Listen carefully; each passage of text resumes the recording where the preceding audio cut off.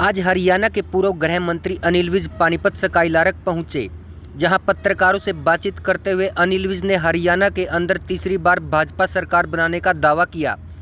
वहीं जब बढ़ रहे क्राइम ग्राफ पर सवाल किया गया तो विज ने कहा कि सरकार बदमाशों का इलाज कर रही है। मैं तो जस्ट यहाँ पे मैं दिल्ली जा रहा हूँ, तो यहाँ पे स्टे किया। विधानसभा चुनाव नज़दीक है सर, विधानसभा अम्बाला से चुनाव लड़ने की तैयारी कर रहे हैं। विधानसभा में भारतीय जनता पार्टी हरियाणा में तीसरी बार डंके की चोट पर सरकार बनाएगी। सर, गुंडागर्दी बढ़ती जा रही है सर, हर दिन में नहीं, फिर उसका इलाज भी कर रहे हैं, सरकार कर रही है उसका इलाज। के खर्चों के जो फैसले लिए गए थे सारे सरपंचों को लेकर नए सरकार उनको चेंज करती है, सरपंचों को लेकर भी यू टर्न किया जा रहा है। यू टर्न लिया जा रहा है। प्रजातंत्र इसी को कहते हैं। प्रजातंत्र में जो लोगों की राय होती है उसके मुताबिक मानना पड़ता है, और उसके मुताबिक अगर फैसले बदलने पड़े तो बदलने भी पड़ते हैं। हमारी पार्टी प्रजातंत्र में लोगों की राय में पूरा विश्वास रखती है। पहली बार बीजेपी ने सर सीएम की घोषणा की है, नायब सैनिक सीएम की घोषणा कर दी उन्होंने, उससे किसने अगले टर्म के लिए नहीं तो वही घोषणा करेंगे ना जिनको उम्मीद है हमारी सरकार दोबारा आएगी।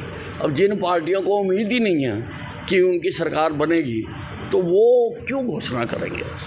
हुड्डा साहब कह रहे हैं कि 15 जो है सवाल लेकर वो अब मैदान में उतरेंगे, चुनावी मैदान में, और जो सत्ता पक्ष है उनसे सवाल करेंगे 15 कि इन पर काम क्यों नहीं, और क्यों टर्न लिए गए, क्यों पब्लिक को परेशान करते। वो पिछली बार भी उतरे थे, उससे पहले भी उतरे थे, और इस बार तो मुझे लगता है जनता उनको पटड़ी से ही उतार देगी, और पूरी तरह से जनता समझ चुकी है। अब तुलनात्मक अध्ययन कर सकते हैं, क्योंकि सबको राज करने का मौका मिला है। कांग्रेस को भी मिला है, इनेलो को भी मिला है, और भारतीय जनता पार्टी को भी मिला है। सजग मतदाता हरियाणा के तीनों राज का तुलनात्मक अध्ययन करेंगे। हमारे राज में डकैतियाँ नहीं हुई, किसानों की ज़मीनें नहीं लूटी गई, और जिस प्रकार से कांग्रेस के राज में गदर मचता था, नौकरियां बिकती थी, भर्तियों की मंडियां सस्ती थी, हमने उनको ख़त्म करा, और बहुत सारी बातें हैं। तो लोग तुलनात्मक अध्ययन करते हैं, तुलनात्मक अध्ययन करने के बाद लोग फैसला लेते हैं, और वो फैसला जो लेंगे वो भारतीय जनता पार्टी के हक़ में होगा। दुष्यंत चौटाला कह रहे हैं कि बीजेपी के साथ जाना उनकी बहुत बड़ी भूल थी, अब वो ये गलती नहीं करेंगे आने वाले टाइम में।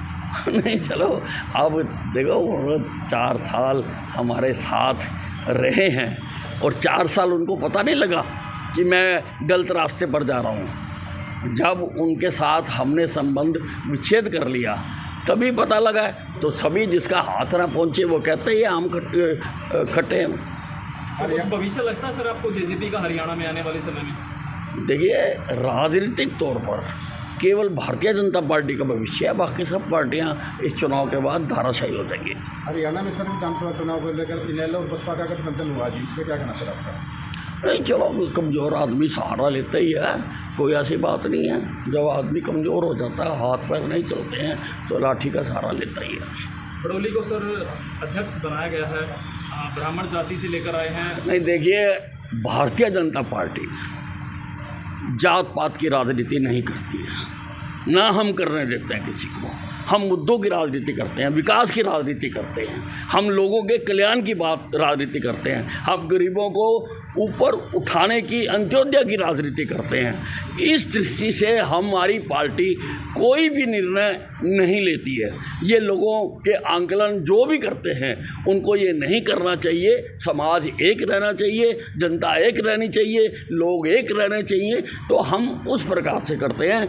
और मोहनलाल बड़ौली जी वो महामंत्री रहे हैं पिछली टर्म में ओम प्रकाश धनखड़ जी के साथ। उनका काम बहुत अच्छा रहा है, उनके काम को देख के ही उनको प्रदेश का अध्यक्ष बनाया गया। कोई नाराज़गी तो नहीं है सर बीजेपी से? लगातार चर्चाएं चली थी कि विज साहब नाराज चल रहे हैं। नहीं, मेरे दोस्त और दुश्मन ऐसी चर्चाएं चलाते रहते हैं, पर मैं